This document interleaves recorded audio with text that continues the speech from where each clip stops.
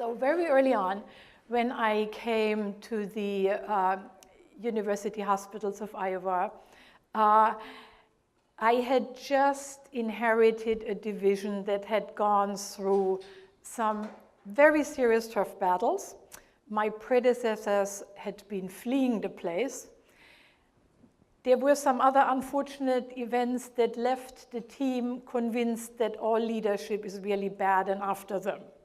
So I thought, oh, no, I just came from Stanford. We had done these great trials, the Lancet publication. Let's just do what I would now call comfort talk training. I mean, they should be delighted, and it will heal everybody.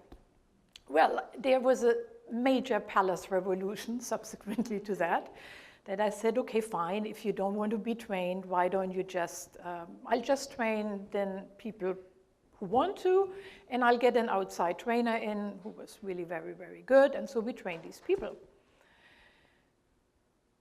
So then the patients liked it. So these people got more cookies. In those days, it was still allowed to give a healthcare professional something of a little value. Yeah. They also got nicer cards. Then the doctors wanted to rather work with them than with the others, which created these incredible frictions within the division. And the people who hadn't been trained complained bitterly that they hadn't been trained.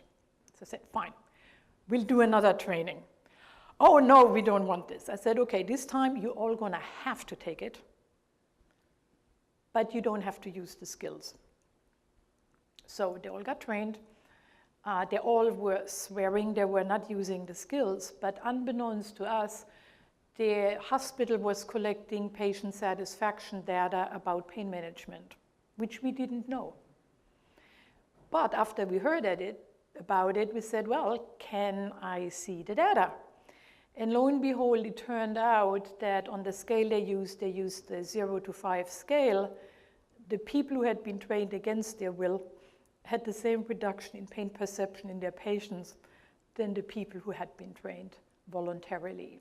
So I think what it shows is that even if somebody is very